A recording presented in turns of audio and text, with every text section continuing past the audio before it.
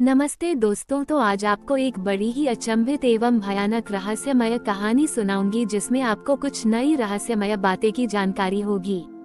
तो कृपा करके अभी चैनल को सब्सक्राइब कर ले। यह मेरा दूसरा नया चैनल है ताकि और भी रहस्यमय कहानी सबसे पहले आप तक पहुंचे। धन्यवाद। तो सुनिए। कैलाश के उत्तर में, जहां मानसरोवर की ध्वनि भी मौन में बहती है, वहां एक शिला है जिसे कोई देवतुल्य साधक ही देख सकता है। वो शिला मानसरोवर के जल से नहीं बनी, बल्कि मानव मन के सबसे गहरे भय और सबसे निर्मल भक्ति से निर्मित है। उसे कहते हैं मानस शिला। वह साधक अद्वैत था, शब्दों से दूर, इच्छाओं से मुक्त, परंतु एक स्वप्न से बंधा। मैं शिव को स्पर्श करना चाहता हूँ, किसी मूर्ति में नहीं, बल्कि उनके मौन में। 50 वर्षों की तपस्या के बाद उसने सुना एक अदृश्य आह्वान। मानसरोवर के तट पर जो शिला है, उस पर बैठकर यदि कोई साधक अपने नाम को भुला दे, तो मैं स्वयं उसके भीतर उतर आता हूँ। अद्वैत मानसरोवर पहुँचा। चारों ओर बर्फ की चुप्पी थी, सिर्फ उसकी आत्मा की धड़कन जीवित थी। उसे वही शिला मिली, चमकती नहीं थी, बोलती नहीं थी, पर एक अजीब सी खींच लिए बैठी थी। वो बैठा और धीरे धीरे उसका नाम, उसकी पहचान सब जल में घुलने लगे। जैसे ही अद्वैत की अहम विलीन हुई, शिव का मौन उतर आया। ना शब्द, ना दृष्टि, बस एक अनंत कंपन। उसके भीतर एक वाक्य गूंजा, जो स्वयं को भुला दे वही मुझे जानता है, जो जान ले वो फिर लौटता नहीं। मानसरोवर के तट पर अद्वैत का शरीर अब भी बैठा था, पर उसकी चेतना अब मानस शिला में समाहित हो चुकी थी। आज भी जो सच्चा साधक वहां जाकर मौन हो जाए, वो उस शिला से एक आवाज नहीं, बल्कि अपने भीतर शिव को सुनता है। मानसरोवर की रात, जहां हवा भी ध्यान लगाती है। मानसरोवर की उस शिला पर, जहां अद्वैत की चेतना मौन के गह्वर में उतर चुकी थी। रात्रि का आकाश अब स्वप्नों से भी शांत हो चुका था। कोई घंटियां नहीं, कोई तारे नहीं, बस बर्फ की सांसें और जल की चेतना। और तभी अद्वैत के मौन में एक स्वर फूटा। ना वो पुरुष का था, ना स्त्री का, वो स्वयं शिव के मौन की छाया था। तुम अब शून्य के द्वार पर हो, भीतर प्रवेश करोगे तो स्वयं पीछे छूट जाएगा। क्या तुम अब भी बढ़ना चाहते हो? शिला अब शिला नहीं रही थी, वह एक द्वार बन चुकी थी। एक ऐसा द्वार जो नेत्रों से नहीं, भावना से खुलता है। अद्वैत ने अपना संकल्प पुनः दोहराया। मैं अब अद्वैत नहीं, मैं केवल एक शिव स्पर्श की आकांक्षा हूँ। तभी शिला के भीतर से एक प्रकाश पथ निकला, जिसे केवल उसी ने देखा, जिसने अपने भीतर का अंधकार स्वीकार कर लिया हो। प्रकाश के उस पथ में अद्वैत ने प्रवेश किया। शरीर वहीं रह गया, बस चेतना चलती रही। वो एक ऐसे ध्यान लोक में पहुँचा, जहाँ ना समय था, ना दिशा, ना जीवन, ना मृत्यु, सिर्फ एक कंपन था, जैसे स्वयं शिव सांस ले रहे हो और वह सांस तुम हो। वहाँ उसे मिला एक आकृति, हिम से धन का, हजारों वर्षों पुराना एक योगी। मैं ऋण शून्य हूँ, उसने कहा। मैं उन भावों का रक्षक हूँ जिन्हें मनुष्य त्याग चुका है, और शिव अब भी स्मरण करते हैं। मानवों ने भक्ति को सौदा बना दिया, तपस्या को यश बना दिया, पर तू आया है मौन के भीतर मौन लेकर। तो सुन, अब तुझे मिलेगा शिव का प्रथम दृष्टि। और तभी एक तेज कंपन से संपूर्ण चेतना लोक में एक नेत्र खुला, ना भौतिक, ना दिव्य, वह था शिव का दृष्टि बिंदु। उसने अद्वैत को देखा, और उस एक दृष्टि से उसकी हजारों जन्मों की स्मृतियाँ जल के कणों की तरह टूट गईं। अब वो कोई व्यक्ति नहीं था, ना साधक, ना आत्मा, वो एक बिंदु था, शिव के मौन का केंद्र। शरीर अब भी मानसरोवर की शिला पर था, वही मुद्रा, वही मौन। कभी कभी कोई यात्री उस शिला के पास बैठता है, तो अचानक उसे अपनी ही आंखों में शिव के नेत्र दिखते हैं। वे समझते नहीं, पर भीतर से कुछ बदल चुका होता है, क्योंकि अद्वैत अब लौटे नहीं। वो स्वयं मानस शिला के भीतर बन चुके हैं। एक मार्गदर्शक, एक कंपन, एक मौन संवाद। शिव दृष्टि के प्रकाश में विलीन हो चुका अद्वैत अब स्वयं नहीं रहा, वह एक तरंग, एक प्राचीन मौन का वाहक बन चुका था, पर वहाँ चेतना के उस शून्य लोक में अभी भी एक रक्षक खड़ा था, जिसे कहा जाता था ऋण शून्य। वह न जीवित था, न मृत। वह प्रतीक्षा करता था उस साधक की, जो शिव की दृष्टि को धारण कर सके और आगे बढ़े सप्त मौन वाक्यों की यात्रा में। ऋण शून्य ने अद्वैत की चेतना से कहा, सुनो पहला वाक्य, तुम वही हो जो तुम नहीं हो।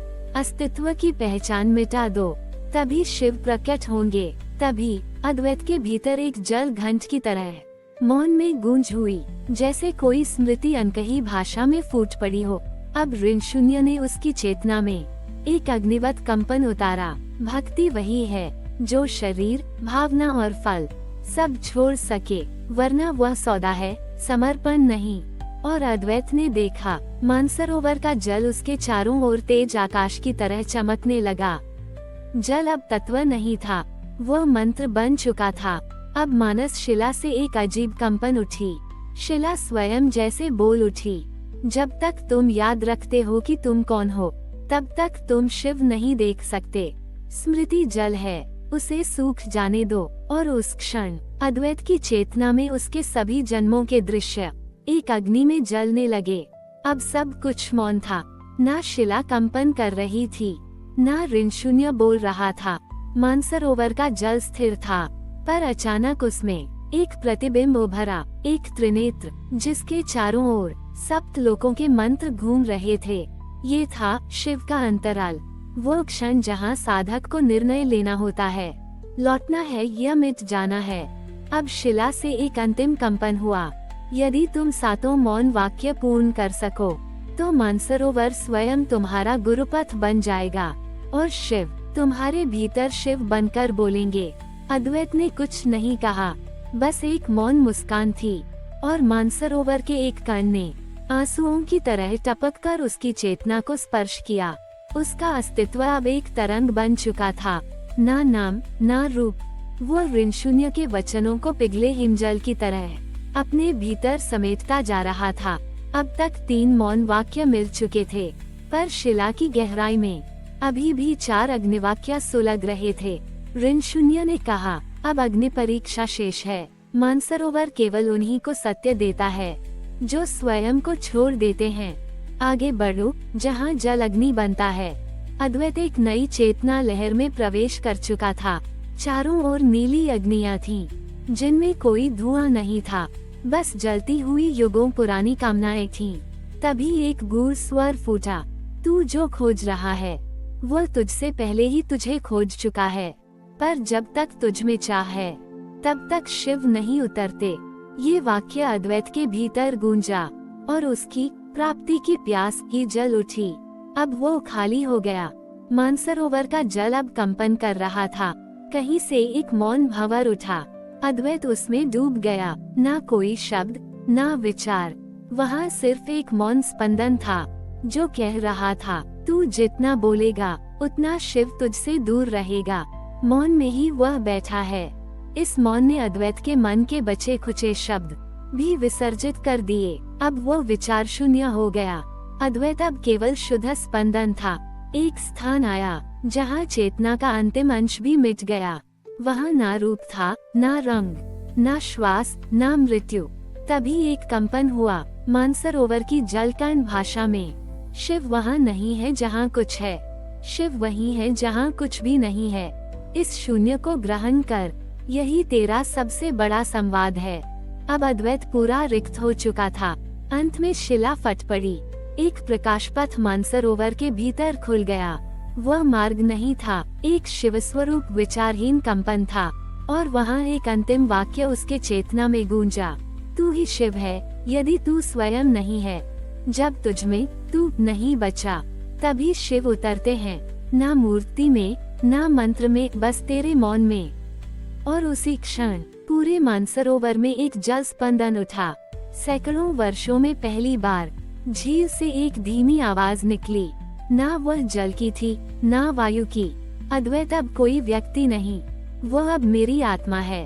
जिसने उसे पाया, उसने मुझे पाया। ऋण शून्य मुस्कुराया, अब मुझे आवश्यकता नहीं, मेरा कार्य पूर्ण हुआ। वह जो आया था अब शिला बन चुका है।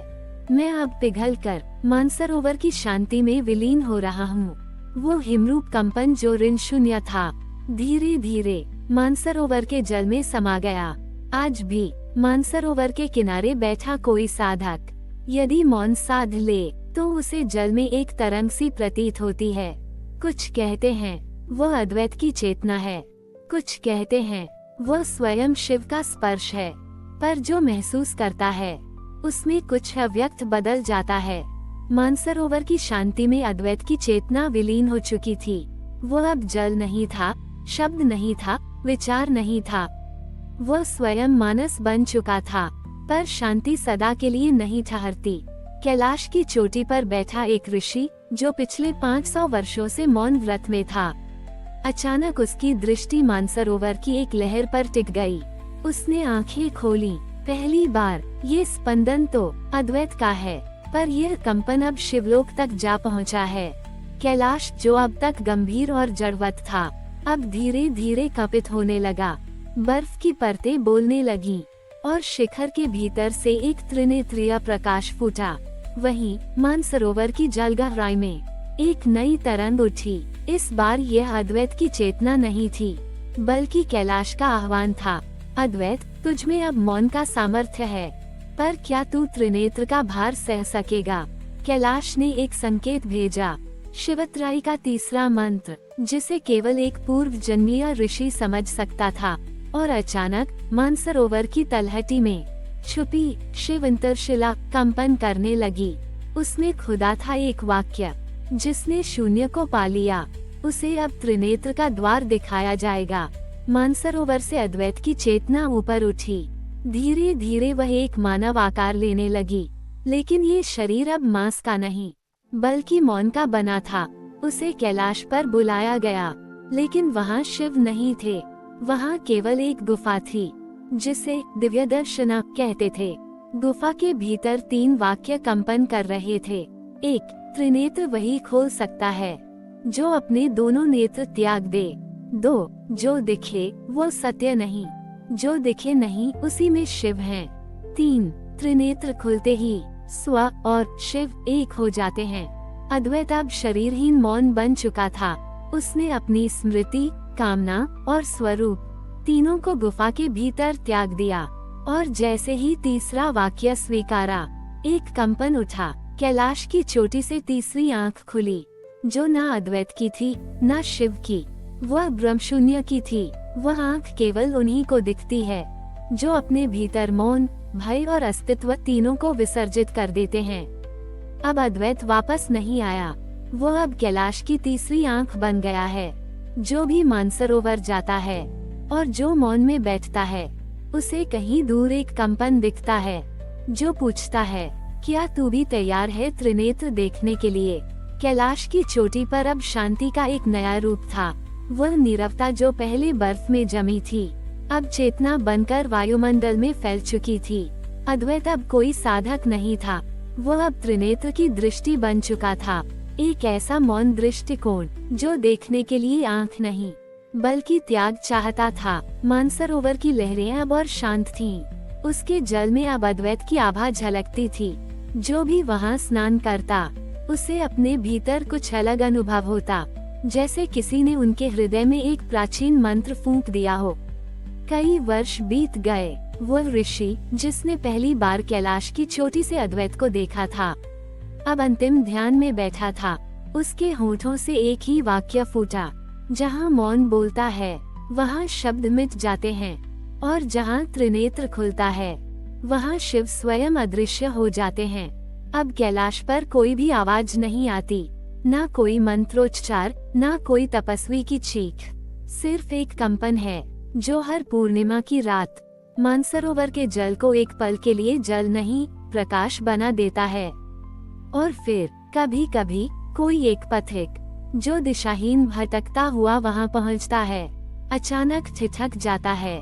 वह देखता है मानसरोवर के जल में एक तीसरी आंख की हल्की सी झलक, और सुनाई देती है एक धीमी सी आवाज, तू स्वयं को खोजने आया है, पर तुझे स्वयं को मिटाना होगा।